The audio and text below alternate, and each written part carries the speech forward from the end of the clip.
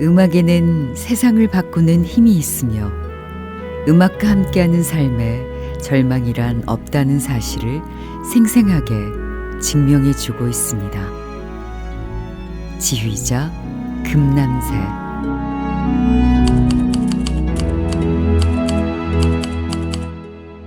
안녕하세요.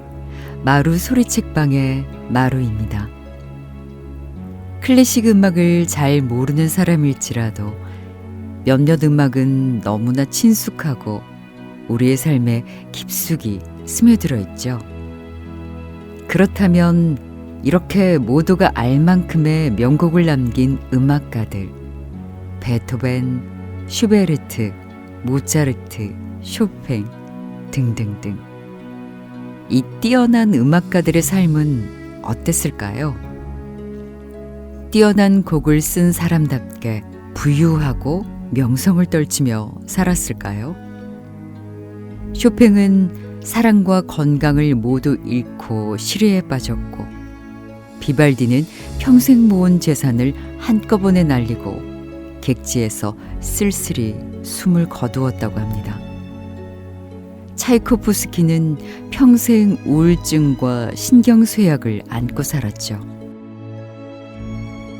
이처럼 괴로운 삶 속에서도 그들은 수백 년이 지난 지금까지도 많은 사람들에게 기쁨과 희망, 행복과 꿈을 안겨주는 명곡들을 남겼습니다. 이렇게 고통 속에서도 피어난 불멸의 음악을 가만히 듣다 보면 우리도 언젠가 나만의 인생 명곡을 만들어낼 수 있지 않을까요?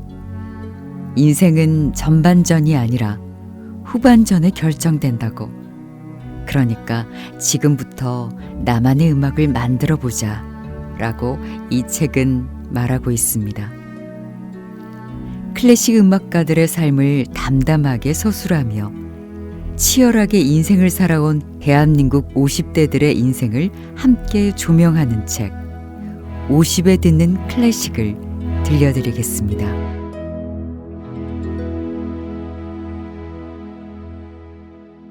겨우 일어섰는데 또 넘어졌을 때 느끼는 절망감.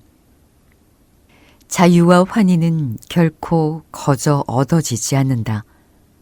베토벤의 교향곡 제9번 합창. 하루하루 사는 게 너무 힘들었습니다. 지금의 이야기는 아닙니다. 대학생 때 이야기입니다.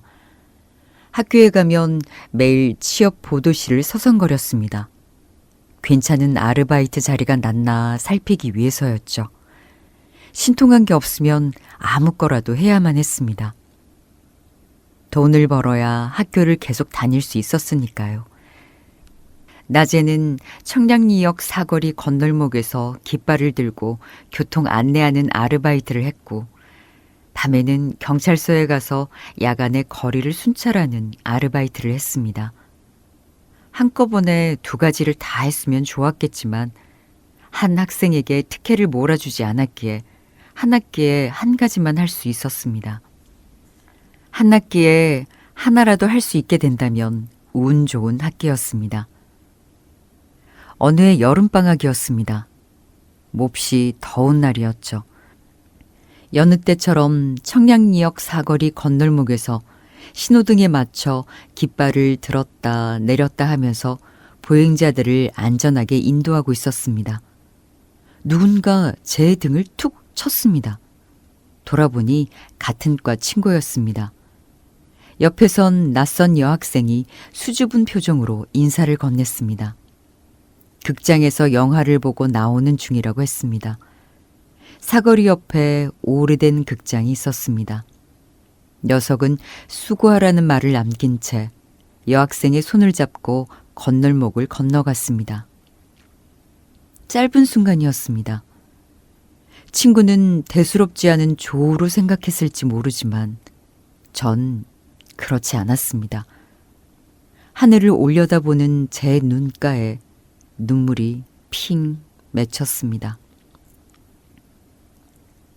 허구한 날 데모에 열심을 내는 친구가 있었습니다.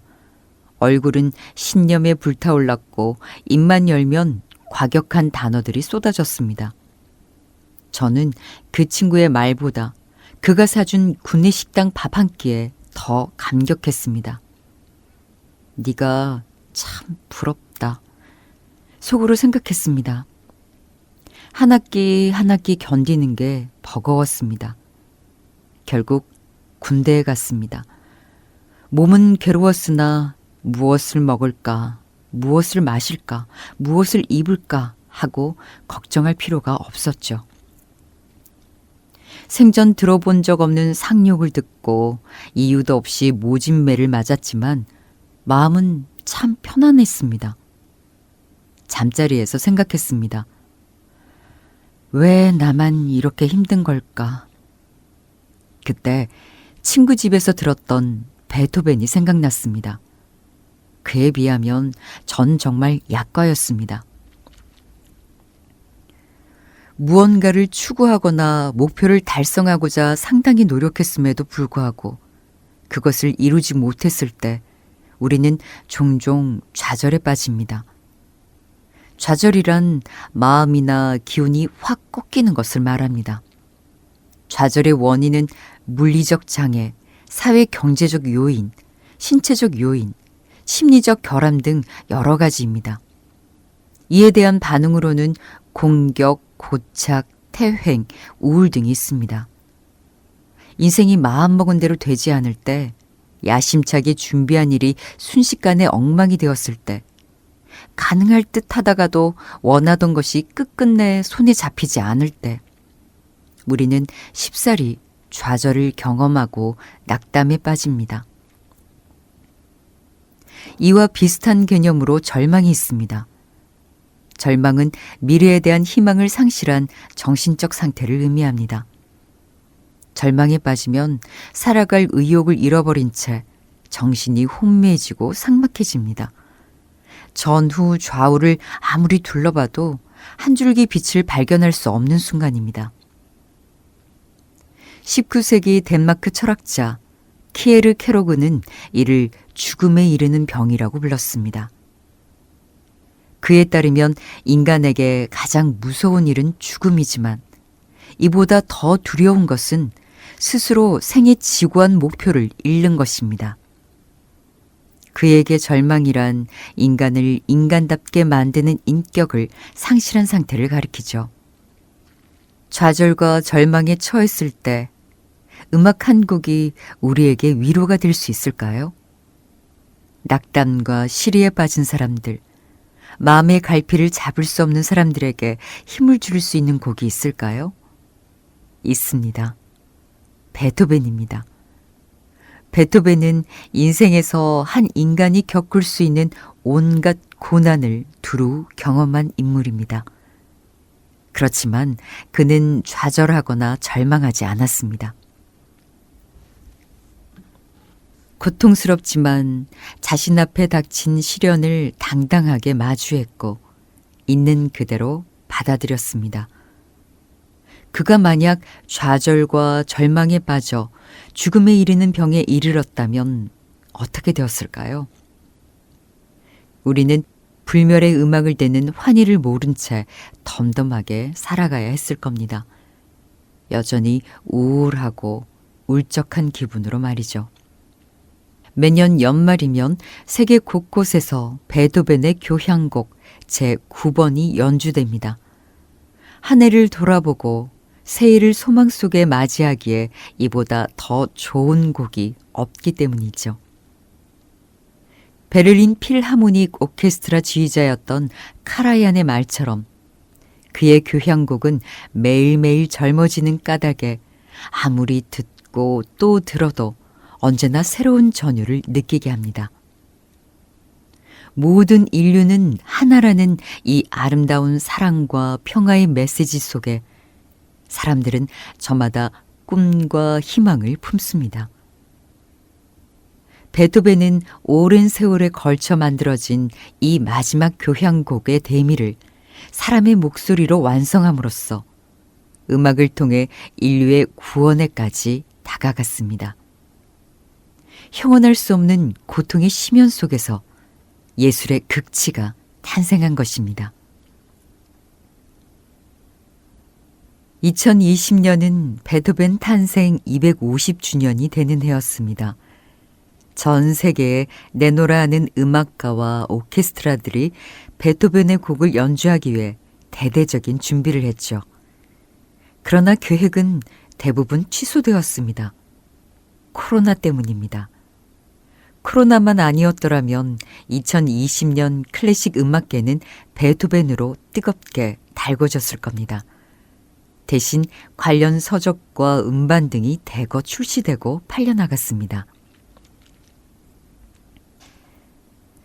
음악의 신, 악성 등으로 불리는 베토벤은 클래식 음악과 담을 쌓고 사는 사람이라 할지라도 모르는 사람이 없을 만큼 잘 알려진 음악가입니다.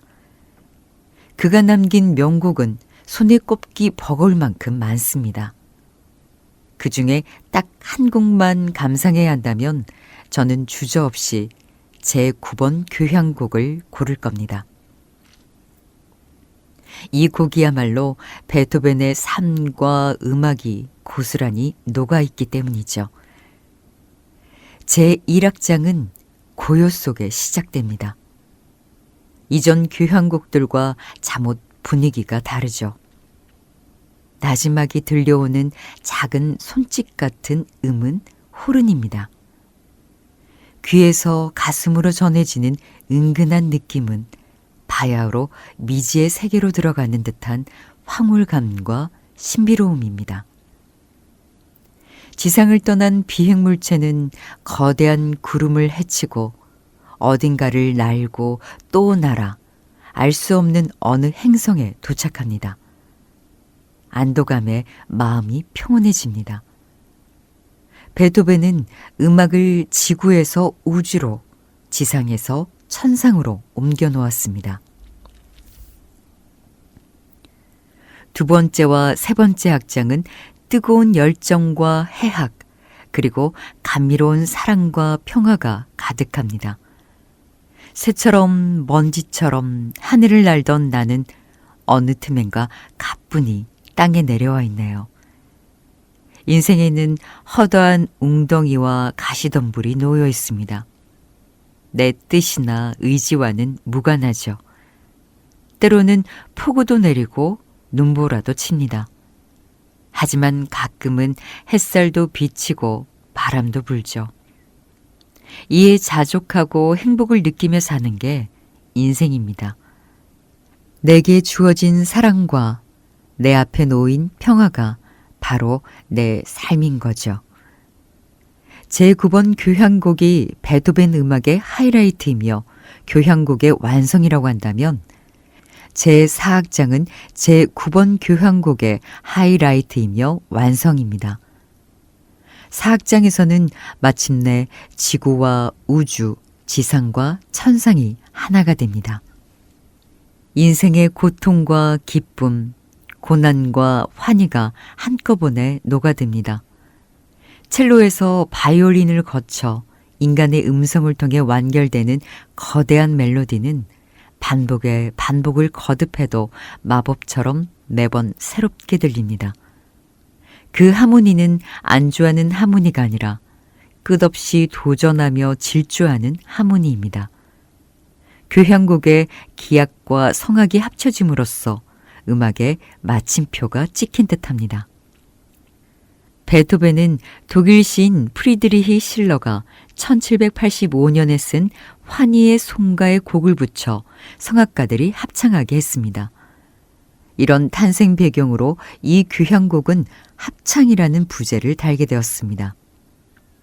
평소 군주제에 반대하던 실러는 이 시를 자유의 송가로 기획했는데 당시 검열의 강도가 워낙 세서 환희로 바꿀 수밖에 없었습니다. 환희여, 아름다운 신들의 불꽃이여, 낙원의 딸들이여, 우리는 들어갑니다. 불길에 취해 천상으로, 당신의 거룩한 성소로, 당신의 불가사의함이 다시 이어줍니다. 가혹한 현실이 갈라놓은 것들을 모든 인간은 형제가 됩니다. 당신의 온유한 날개가 머무는 어디서든.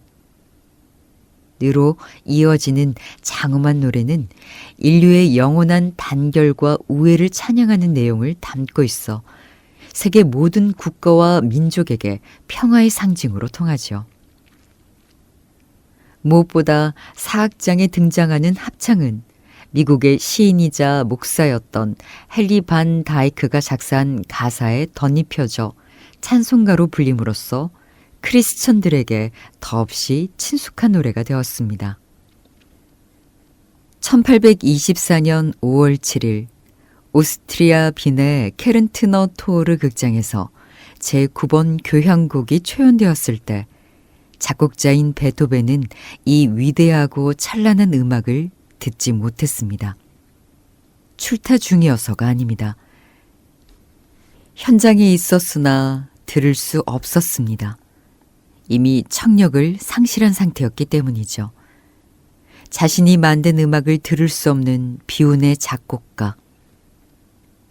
그렇지만 그는 청력보다 더 예민하고 감각적인 영혼의 귀를 통해 지상과 천상을 오르락 내리락하는 이 대곡을 감상하고 있었을 것입니다. 첫 번째 연주가 끝났을 무렵 극장 안은 탄성과 감격으로 물결쳤습니다. 박수가 끝없이 이어졌습니다. 음악사의 길이 남을 명곡의 탄생을 축하하는 장엄한 의식 같았습니다.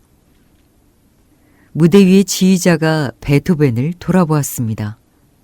그는 아무 소리도 듣지 못한 채 멍하니 서 있었죠. 거장의 뒷모습을 보며 많은 관객들이 눈시울을 적셨습니다. 보다 못한 여성 성악가들이 그를 관객들에게 돌려세웠고 비로소 베토벤은 열광하는 청중들에게 화답할 수 있었습니다. 어떤 수식어로도 담아낼 수 없는 음악가 베토벤. 그의 삶은 음악만큼 화려했을까요? 전혀 그렇지 않습니다. 그는 가난하고 불행했습니다. 아버지는 술주정뱅이였으며 어머니는 병약했습니다. 장남인 베토벤은 15살 때부터 동생들을 위해 피아노 교습으로 돈을 벌어야만 했습니다. 소년 가장이었던 셈이었죠. 천무적 재능과 불굴의 열정을 타고났다는 것 외에 그의 주변 환경에 남들보다 나은 건 단 한 가지도 없었습니다. 삶은 언제나 힘겨웠고 부양해야 할 가족들의 무게는 천근만근 버거웠습니다. 설상가상으로 그는 1796년과 1800년 사이에 점점 청력을 잃어가고 있었습니다. 앞으로 그 어떤 소리도 듣지 못하게 된다는 것은 음악가에게 있어 사형선고와 같습니다. 앞을 보지 못하는 화가가 그림을 제대로 그리기 어렵듯 연주를 들을 수 없는 음악가가 좋은 곡을 작곡한다는 건 불가능해 보였죠. 시련과 역경, 그의 인생 앞에는 잘 차려진 밥상처럼 항상 그것들이 기다리고 있었습니다. 우리나라 사람들의 베토벤 사랑은 대단합니다. 험난한 인생 속에서 위대한 음악을 탄생시킨 그를 보며 수많은 질곡을 뚫고 지금의 대한민국을 이룬 한국인들이 일종의 동질감을 느끼는 듯합니다. KBS 클래식 FM에서는 주기적으로 한국인이 가장 사랑하는 클래식 음악이 무엇인지를 조사해 발표합니다. 1982년에는 베토벤 교향곡 제9번 합창이 1위에 올랐고 2009년에는 베토벤 피아노 소나타 제14번 월광이 1위에 올랐으며 2021년에는 베토벤 피아노 협주곡 제5번 황제가 1위에 선정되었습니다. 이만큼 베토벤의 열광적입니다. 2022년은 임윤찬의 해였습니다.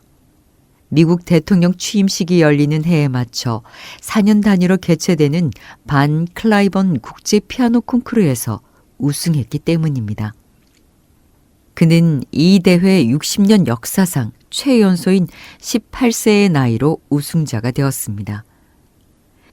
2022년 말 광주시립교향악단과 협연한 그의 우승 기념 음반이 발매되었습니다. 음반에 실린 곡은 결승에서 연주했던 라흐마니노프의 피아노 협주곡 3번이 아니라 베토벤 피아노 협주곡 제5번 황제였습니다. 1809년 베토벤이 38세에 완성한 이 곡은 그의 피아노 협주곡 5편 가운데 가장 규모가 크고 장중한 작품입니다. 오스트리아 빈의 성벽 근처에 거주했던 그는 나폴레옹 군의 침공으로 도시 전체가 아수라장이 된 상황에서도 지하실에서 이 곡을 작곡했습니다. 예전에는 지나치게 화려해서 감동이 느껴지지 않았습니다. 최근 인류에게 큰 시련이 닥치면서 저도 방 안에서만 연습하고 밖에 나가지를 못했습니다. 그러다 이 곡을 다시 듣게 되었습니다. 그저 자유롭고 화려한 곡이 아니라 베토벤이 꿈꾸는 어떤 유토피아 혹은 베토벤이 바라본 우주 같다는 느낌을 받았습니다. 이 곡에 대한 인식이 완전히 바뀌었습니다. 임윤찬은 우승 기념 음반에 베토벤 피아노 협주곡 제5번 황제를 수록한 이유를 이렇게 말했습니다. 베토벤이 꿈꾸고 표현하려 했던 우주와 자유와 희망이 이 곡에 담겨 있다는 겁니다.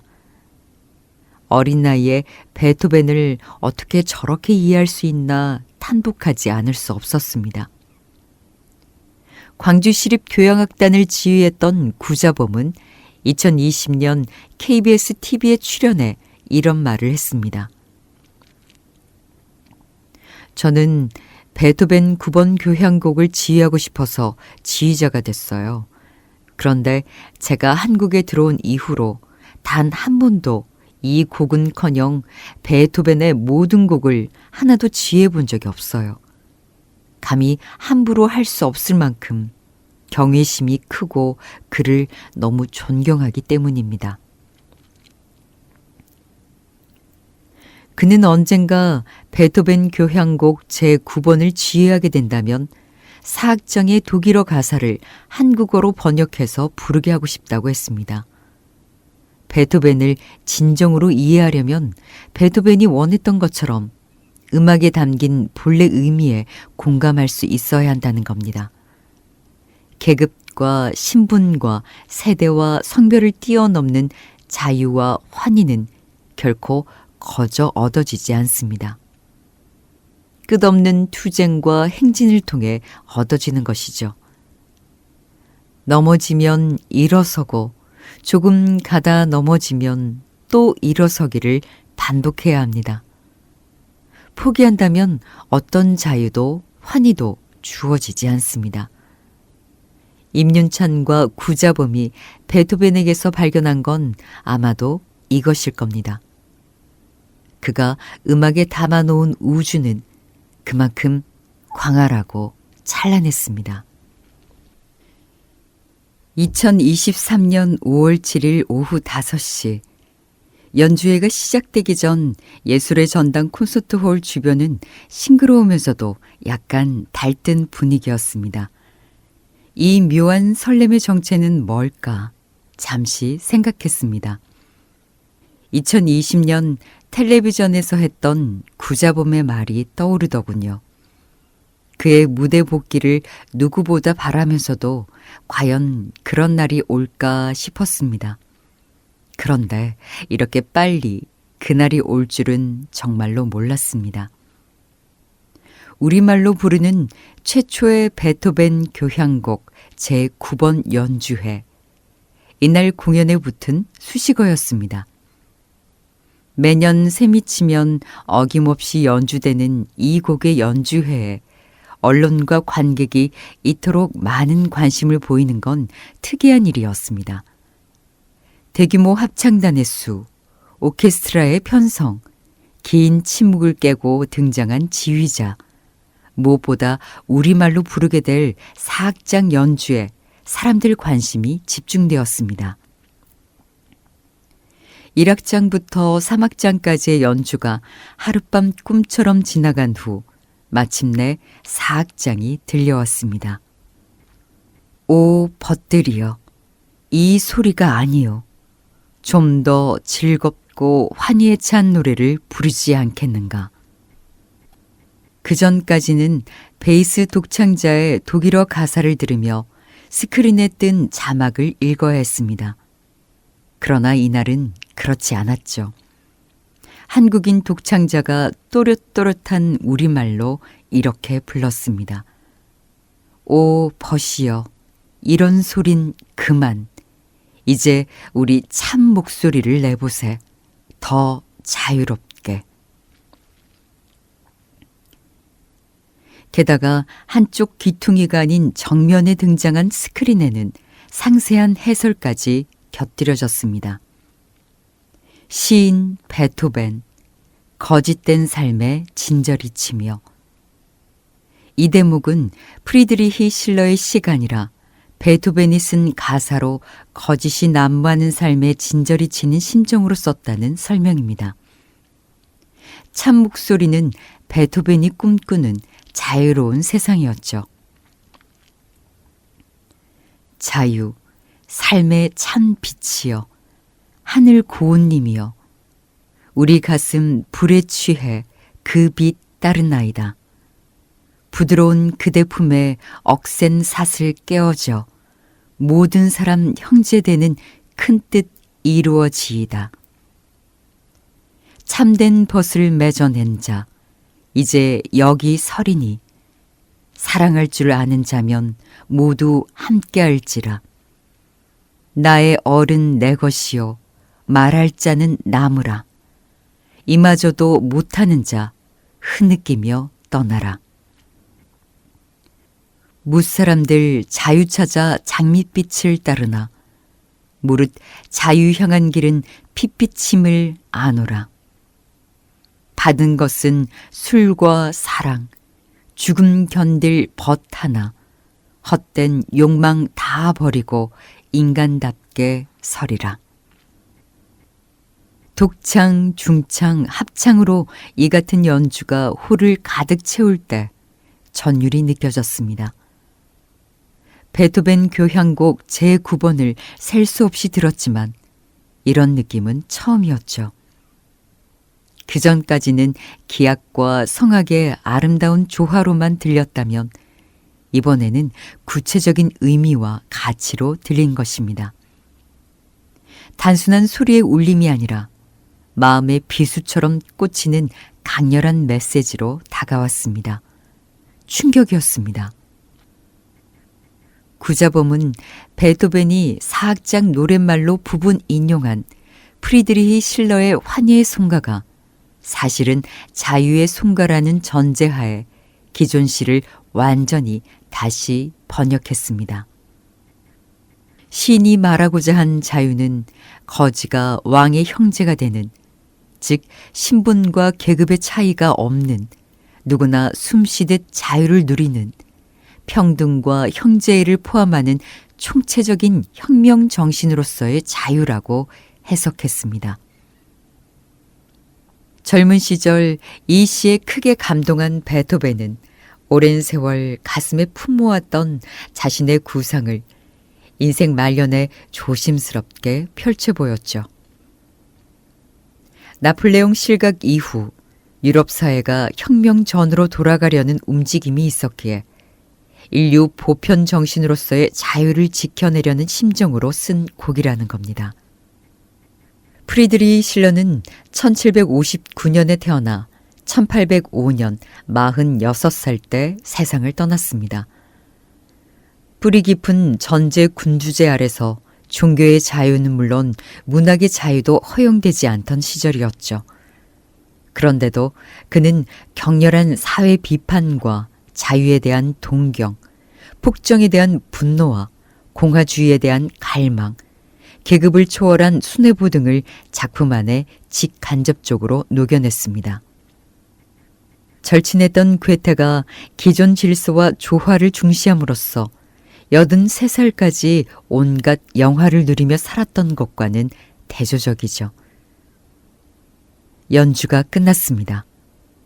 벼락처럼 박수가 쏟아졌습니다. 앞에도 뒤에도 옆에도 앉아있는 사람이 없었습니다. 2층과 3층을 올려다보았습니다. 전부 기립해서 박수하고 있었습니다. 여간에서는 기립박수를 잘 보내지 않는 한국 관객들이었기에 매우 이채로운 광경이었죠. 악장과 악장 사이에도 박수가 나왔고 사악장에서는 중간 박수까지 나온 터라 이날 공연은 보통 때와 달랐습니다. 마치 조용필이나 BTS 콘서트에 온 것만 같았습니다. 물론 급조된 합창단과 오케스트라여서 몇 가지 실수와 어색함은 있었으나 전체 공연의 완성도는 놀라웠습니다. 루트비히 판 베토벤. 그의 이름을 부르면 떠오르는 이미지가 있습니다.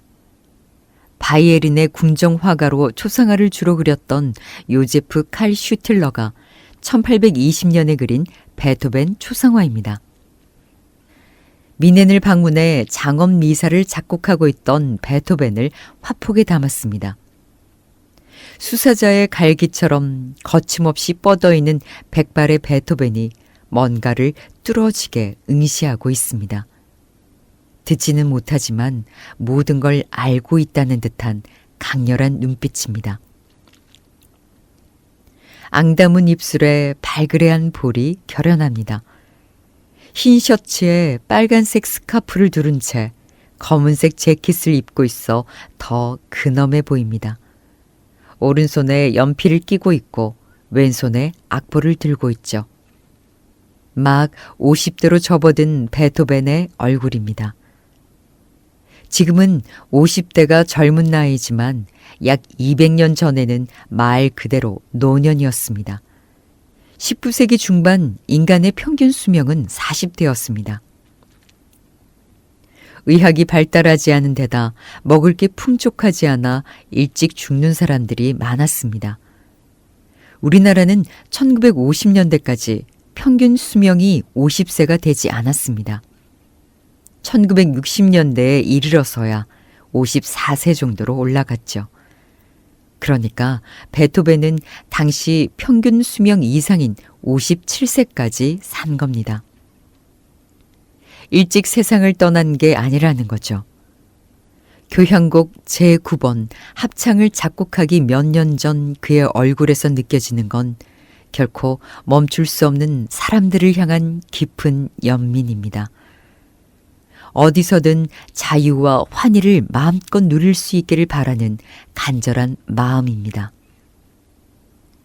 교향곡이 연주되자 미친 듯이 열광적인 반응이 쏟아져 나왔다. 엉엉 우는 사람도 많았다. 베토벤은 연주회가 끝나고 가슴이 벅차 기절했다. 사람들이 그를 집으로 떠매어 갔다. 베토벤은 연주복을 차려입은 채로 먹지도 마시지도 않고 내내 그날 밤과 이튿날 아침까지 축 늘어져 있었다. 그러나 곡의 대대적 성공은 잠시였고 베토벤에게 돌아오는 이득은 전혀 없었다. 연주회를 했다 하여 실제로 그에게 생기는 것은 아무것도 없었다. 베토벤의 삶에서 물질적 궁핍은 연주회를 했다 하여 달라지지 않았다. 그는 여전히 가난했고 몸이 아팠고 외로웠지만 승자였다. 인간의 용렬함을 이겨낸 승자였고 자기 자신의 운명을 이겨낸 승자였으며 고통을 이겨낸 승자였다. 그러니까 베토벤은 평생을 두고 추구한 것을 드디어 소나기에 넣은 것이다. 그는 환희를 쟁취했다. 베토벤을 모델로 쓴 대하소설 장 크리스토프로 1915년 노벨 문학상을 받았던 프랑스 작가 로맹 롤랑은 베토벤에 관한 연구소인 베토벤의 생애에서 이런 말을 남겼습니다. 50대로 접어든 베토벤은 자신의 생의 마지막 불꽃을 남김없이 태우며 오랫동안 꿈꾸고 구상해왔던 교향곡 제9번 합창을 완성해냅니다. 그것은 자유와 환희를 쟁취한 역사적 사건이었습니다. 초상화에 담긴 50대 베토벤 얼굴에서는 그 같은 불꽃이 느껴집니다.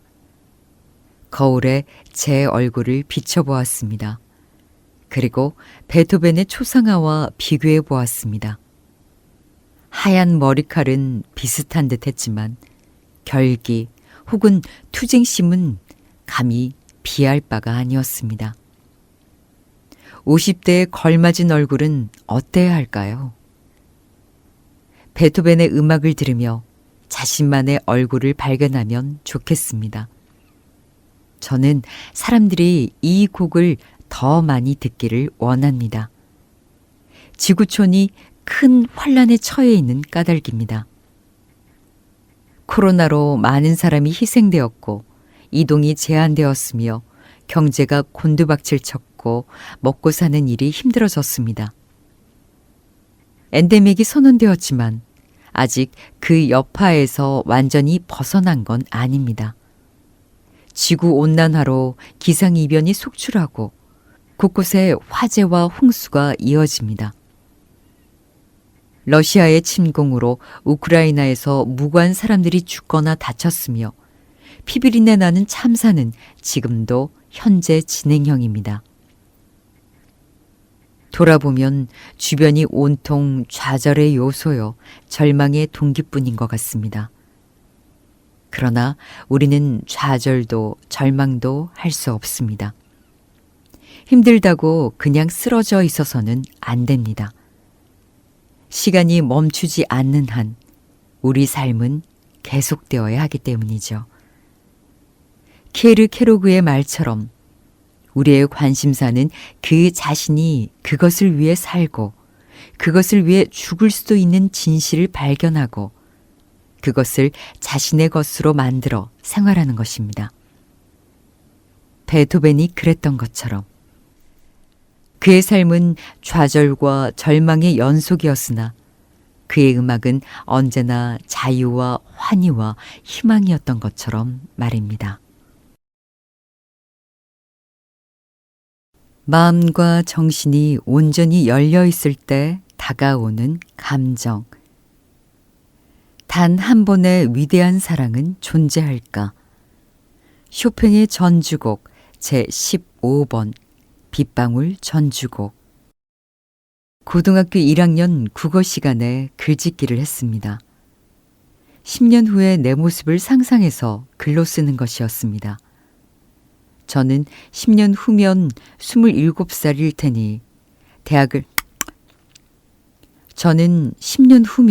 27살일 테니 대학을 졸업하고 취직해서 아리따운 여인을 운명처럼 만나 결혼한 뒤 아이를 한둘 낳지 않았을까 상상했습니다. 시간이 흐르고 나이가 들면 그런 것들은 자연스럽게 따라오거나 저절로 이루어지는 것이라고 여겨졌습니다. 10년 후 27살이 되었을 때 저는 대학을 졸업하고 군대를 다녀와 취직은 했지만 아리따운 여인을 운명처럼 만나지도 못했고 당연히 결혼은 꿈도 꿀 수 없는 처지였습니다. 대학에 가고 군에 입대하고 취직을 하는 것보다 아리따든 아리따지 않든 운명처럼 한 여인을 만나 사랑을 하는 게 훨씬 더 어렵고 복잡한 일이라는 걸 서서히 깨달아가고 있었습니다. 과연 운명처럼 만나서 일생에 단 한 번뿐인 위대한 사랑을 하는 사람들이 있을까? 주변을 둘러보았습니다. 학교에서 데모하다가 만나 사랑에 빠진 연인이 있었습니다. 최루가스에 범벅이 된 얼굴을 물로 씻겨주다가 형사들을 피해 도망 다니다가 사랑하게 된 사람들입니다.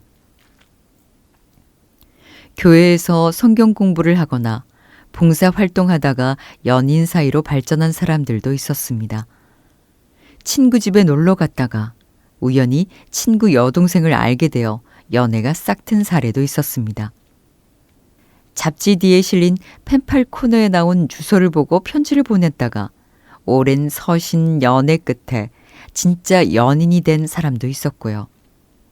예전에는 잡지 뒤에 펜팔 코너가 많이 있었습니다. 그들은 그렇게 사랑하다가 결혼까지 하게 되었을까요? 자식을 낳아 기르며 행복하게 살고 있을까요? 중간에 헤어졌을까요?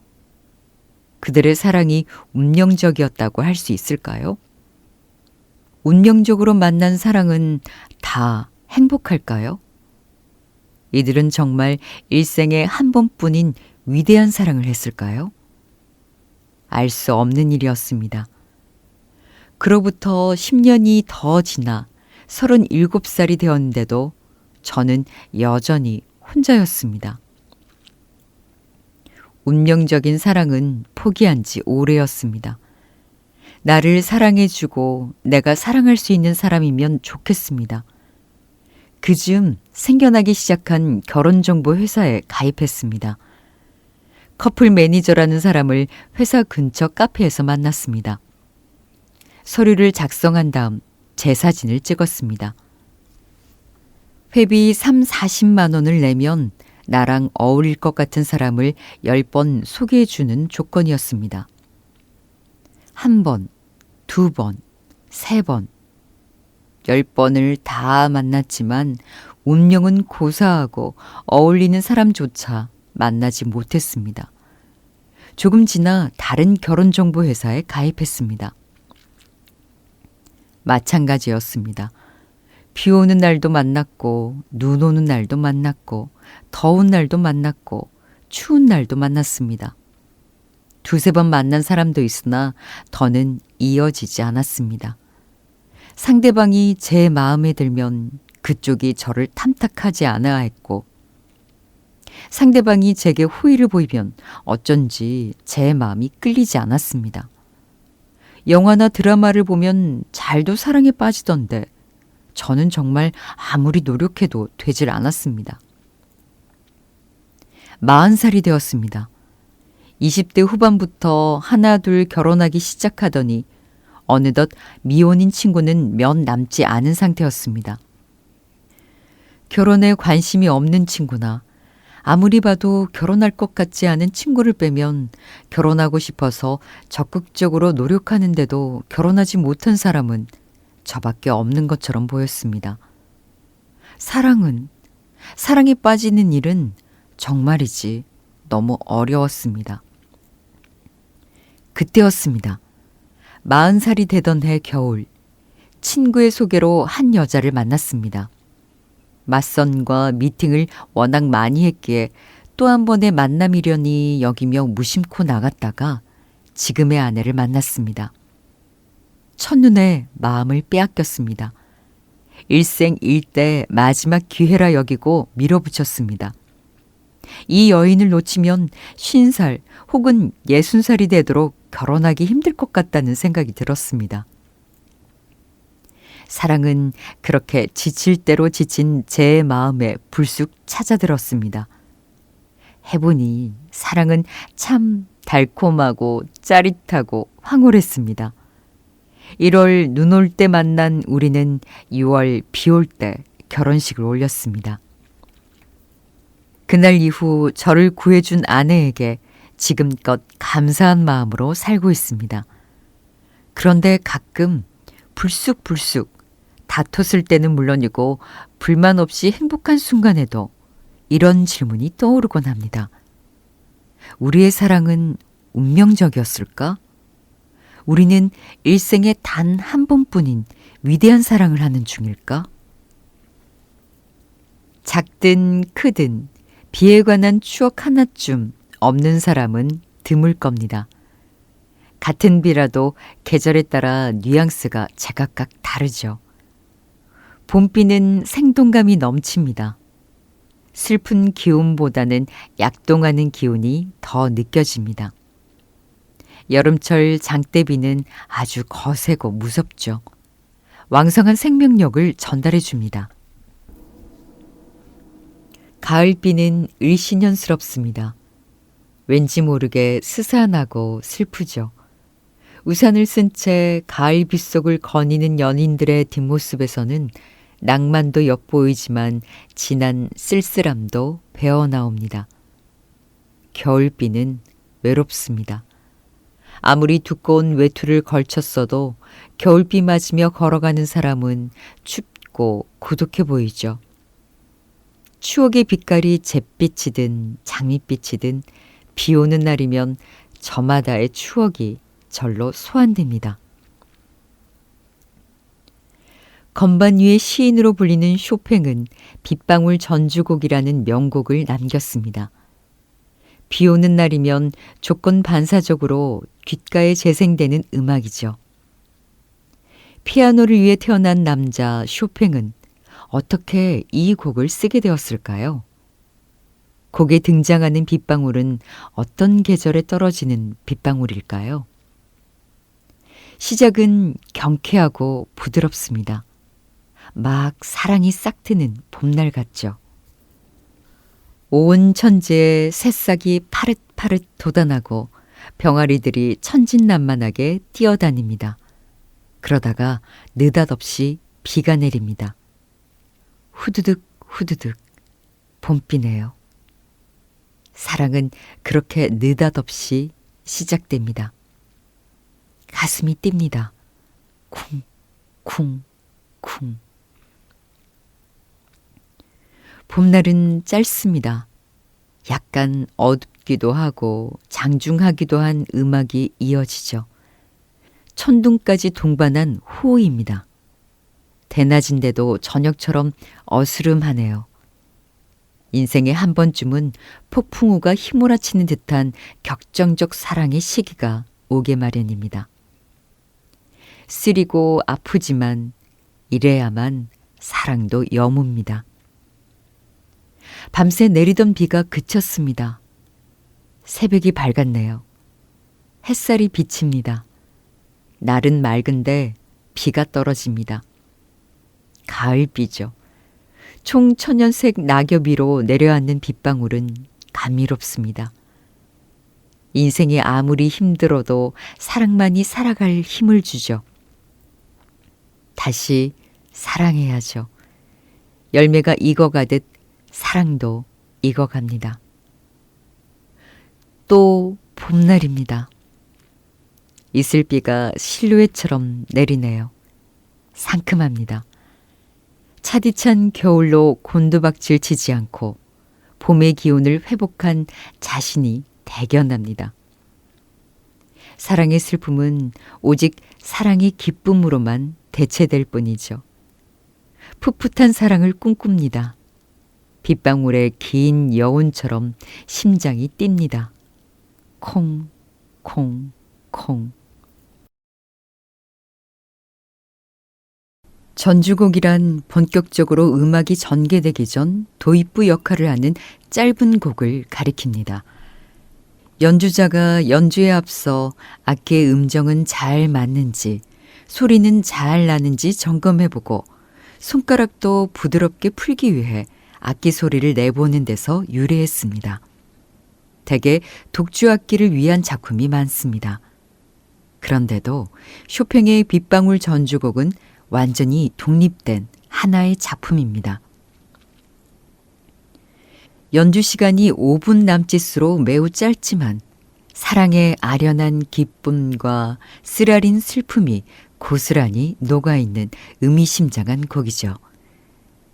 왼쪽 손가락이 계속해서 같은 패턴으로 건반을 두드리기 때문에 낙숫물 소리를 연상케 한다고 해서 훗날 이런 별칭이 붙었습니다.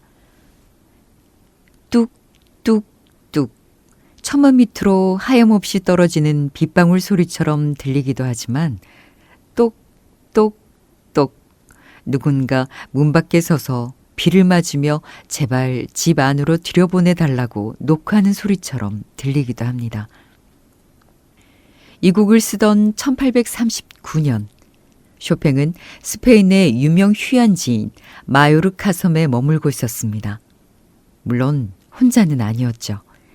6살 연상인 조르주 상드와 그녀가 다른 남자에게서 낳은 2 자녀와 함께였습니다. 성공한 소설가이자 숱한 화제를 몰고 다니는 인물이었던 상드는 모성애적 사랑으로 쇼팽을 돌보는 연인이었습니다. 그 무렵 쇼팽은 심한 폐결핵을 앓고 있었기 때문에 파리의 추위를 피해 따뜻한 곳에서 겨울을 보내고자 이 섬을 찾은 것이었습니다. 그런데 기대와 달리 마요르카 날씨는 최악이었습니다.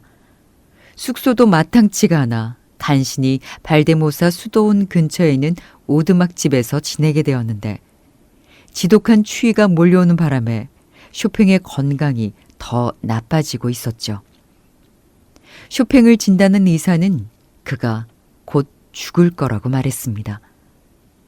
각혈하는 쇼팽을 보며 주민들은 혹시나 그의 병이 자신들에게도 감염될까 봐 두려워했습니다.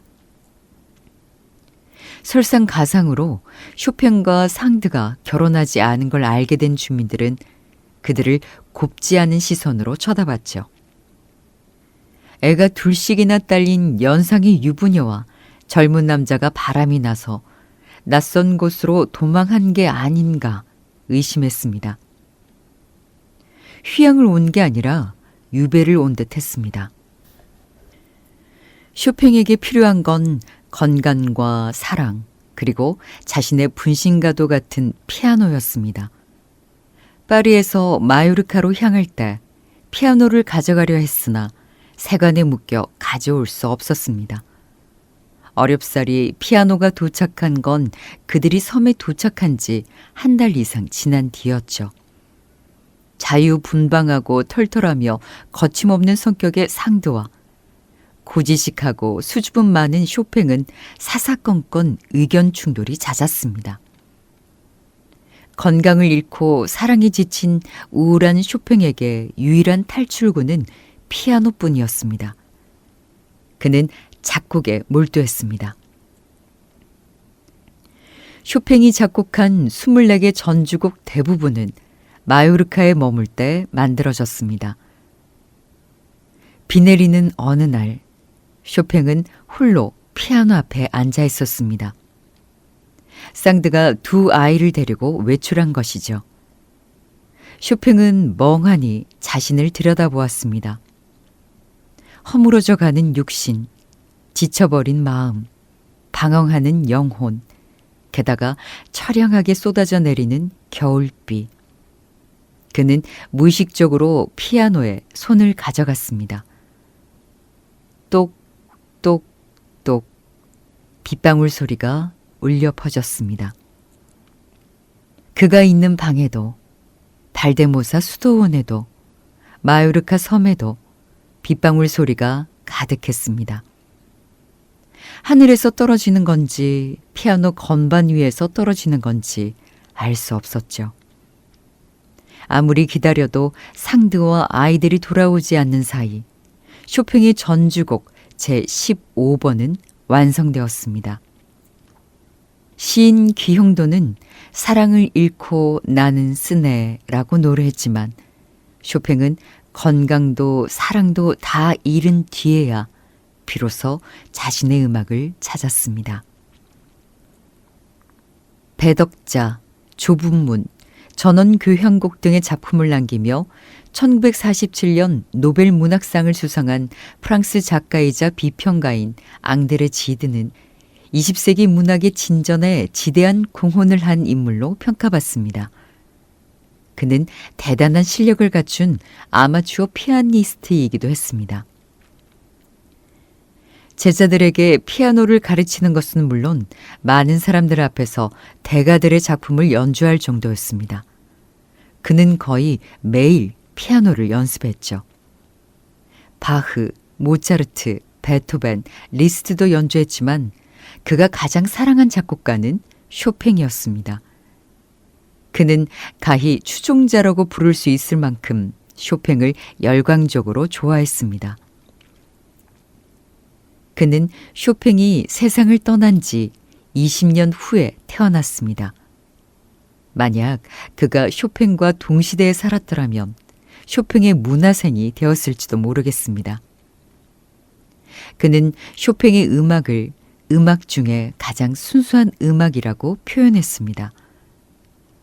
그가 40여 년의 구상 끝에 1931년 12월 음악 잡지 르비 뮤지컬 쇼팽 특집호에 게재한 글을 모아 엮은 책이 쇼팽 노트입니다.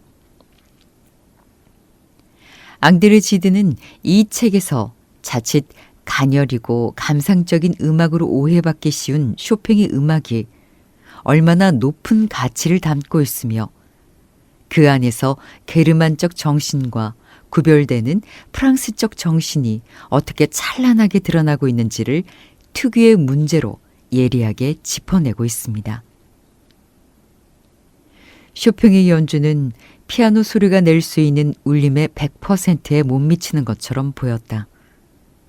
무슨 말인가 하면 쇼팽은 거의 한 번도 피아노로 하여금 낼 수 있는 한 가장 큰 소리를 내게 한 적이 없었고 그랬기에 청중을 실망시켜 표값이 아깝다라고 생각하게 만든 적이 아주 많았다는 이야기다. 쇼팽은 제안하고 가정하고 넌지시 말을 건네고 유혹하고 설득한다. 그가 딱 잘라 말하는 일은 거의 없다. 그리고 우리는 쇼팽의 생각이 수줍게 머뭇거릴수록 더욱 유심히 거기에 귀 기울인다. 그는 쇼팽의 음악에 대한 진지한 이해 없이 그저 기교적으로만 현란하게 연주하는 음악가들을 신랄하게 비판합니다. 쇼팽의 음악은 수줍은 듯 넌지시 말을 건네며 유혹하고 설득하는 음악이라는 거죠. 전주곡에 대해서도 언급했습니다. 쇼팽의 전주곡은 무엇을 위한 혹은 무엇에 딸린 곡이 아니라 그 자체로 완벽한 명상이며 자신의 내밀한 모습이라는 겁니다.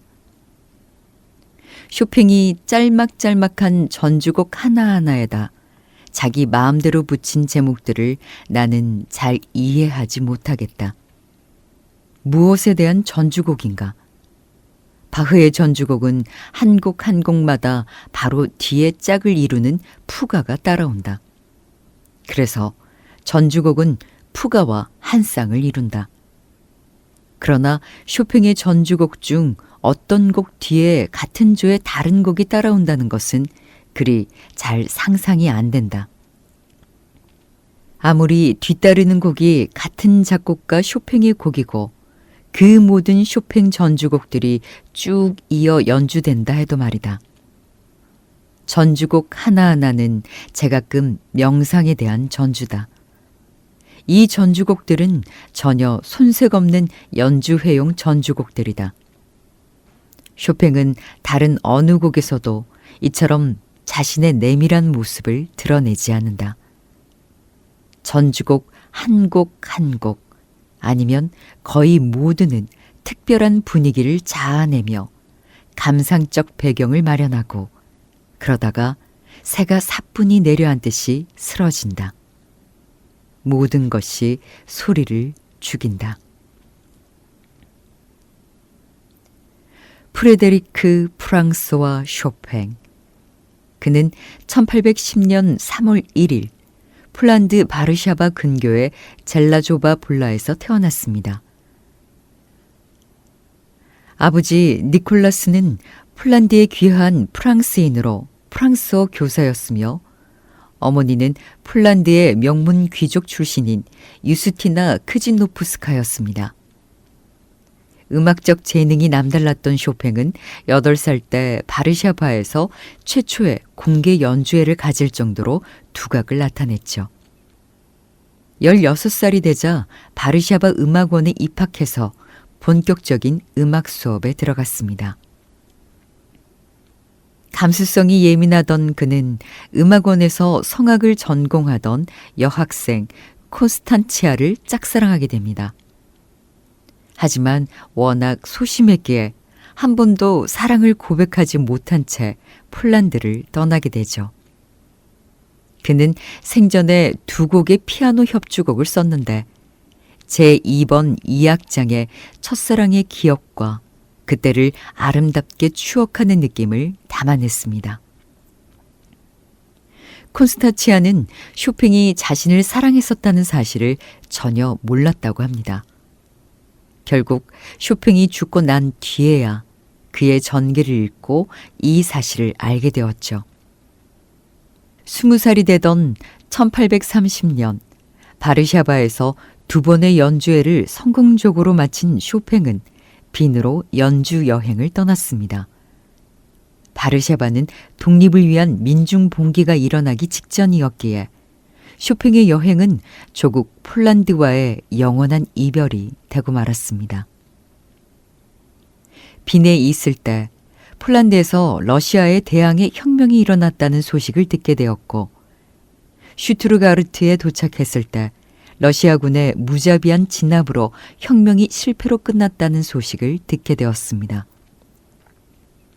친구들이 조국을 위해 귀국할 때 돌아갈 수 없었던 그는 피아노에 조국을 향한 진한 그리움을 담아냈습니다. 1835년에는 체코의 휴양지에서 부모님을 만나고 돌아오는 길에 들른 독일 드레스덴에서 바르샤바에 있을 때 알고 지낸 친구 여동생 마리아 보진스카를 다시 만나 사랑에 빠집니다. 이듬해 약혼까지 하게 되었으나 쇼팽이 폐결핵을 앓고 있었기에 그녀의 아버지를 비롯해 주변의 반대가 워낙 심해 결국 파혼에 이르고 말았습니다. 마리아와 그녀의 어머니로부터 이별의 편지가 도착했을 때 쇼팽은 아픈 몸을 이끌고 왈츠 제9번을 작곡해 그녀에게 보냈습니다. 훗날 이 곡은 이별의 왈츠라고 불립니다. 왈츠임에도 불구하고 대단히 서정적이고 슬프게 들리는 음악이죠. 이 곡 역시 쇼팽이 사후에 발견되어 알려지게 되었습니다. 쇼팽은 파리에 진출해 자신의 진가를 알리기 시작합니다. 파리 낭만주의 운동의 중심은 살롱이었습니다. 그 역시 살롱에 출입하면서 교본을 쌓았습니다. 이때 마리다구 백작 부인이 주최한 파티에 참석했다가 조르주 상드를 만나게 됩니다. 상드는 문학계 유명 인사이면서 여성 인권 옹호자였죠. 남자 차림을 하고 살롱에 출입하면서 남편 외에 많은 남자와 연문을 뿌린 인물이었습니다. 쇼팽은 그런 쌍들을 보고 처음에는 싫어했지만 그녀의 박학다식함과 예술에 대한 이해를 알게 되면서 점점 마음을 열게 됩니다. 병 때문에 남성의 기능을 상실한 쇼팽을 헌신적으로 돌보아 줌으로써 두 사람의 관계는 약 10년이나 이어졌습니다. 피아노를 통해 얻을 수 있는 모든 영예를 한 몸에 받았던 쇼팽과 그를 열렬히 흠모했던 프랑스 낭만주의 시대의 대표적 여성 작가이자 두 아이의 엄마였던 이혼녀 조르주 상드의 사랑은 어땠을까요? 두 사람의 사랑은 위대한 사랑이었을까요? 운명적인 사랑이었을까요? 맞지 않는 옷 같았던 두 사람의 관계는 길게 가지는 못했습니다. 상드가 떠난 것이죠. 상드는 훗날 쇼팽의 장례식에도 참석하지 않았다고 합니다. 식어버린 사랑이란 다 그런 것이죠. 상드가 떠나버린 후 시리와 고독에 빠진 쇼팽은 건강이 급속히 나빠졌습니다. 1848년 파리에서 마지막 연주회를 마치고 영국 여행을 갔다 돌아온 뒤에는 병상이 더욱 악화됐죠. 1849년 누나 루드비카가 간호를 위해 동생을 찾았으나 다시 일어서기는 어려웠습니다. 여인과 사랑에는 미숙했지만 피아노와의 사랑에는 누구보다 완벽했던 그는 10월 17일 평생 존경했던 바흐가 있는 천상으로 영원한 여행을 떠났습니다. 파리에 묻힌 그의 유해 위에는 폴란드를 떠날 때 선물로 받았던 고국의 흙이 뿌려졌습니다. 그는 지인들에게 자신의 장례식 때 단 하나의 곡만을 연주해 달라고 부탁했습니다.